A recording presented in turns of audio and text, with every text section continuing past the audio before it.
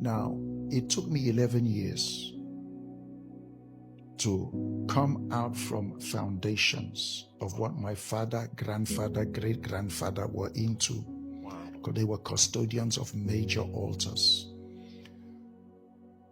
But that took me a long time because I didn't have the knowledge I have now.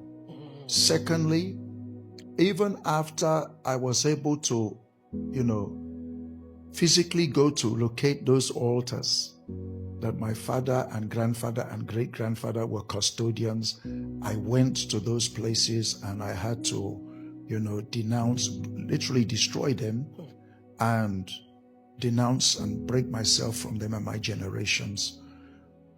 But you know that even after all of that, I was able to rise to a certain level in ministry. Then I had an issue, and that issue was I would see myself in some very negative dreams.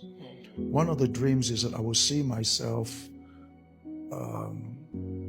wanting to go to the latrine, and it will be a toilet, and it will be like an outside toilet, like a pit toilet, and there will be feces scattered everywhere.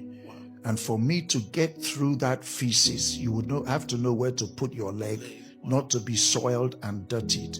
And this is a dream that will keep on repeating and keep on repeating. And I said, God, what is this? The second dream I had was I would see myself on a journey late, trying to get an international either flight or an international train or an international ship. And I'll be rushing to get to that appointment, and I know we are late, and we will just get there on time as the ship or the aeroplane is about to leave. I will enter that ship or that train, but my luggage will not enter. Now, when I had these issues, I called my wife, because by that time I think I was even in the UK, and we started praying, three days fasting, three days fasting. It was in the midst of that. That was where God brought to me the mystery of the blood. That's where he taught me the Holy Communion. That's where he taught me how to deal with this issue. He said, you have come to a level in your life and ministry. You have gone beyond any other person from your background, from your territory in ministry. And it's like you have broken the law. Because nobody is permitted from your place to rise because of the altars and the bloodshed. And it's like you're trying to go beyond what is permitted. And that's why these dreams are repeating, to drag you back down. And I cried to God, what do I do? And he took me to the place in the book of Numbers where it talks about the manslayer. The manslayer, the manslayer. And the Bible says it's only when the high priest dies, you remain inside a city of refuge. That you remain in refugee status. You remain a prisoner.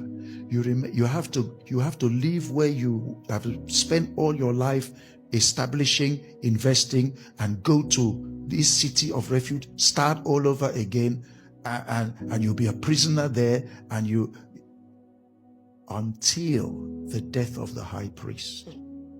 That once the death of the high priest takes place, you are now free from that city of refuge, from being a prisoner, from starting life, from refugee status.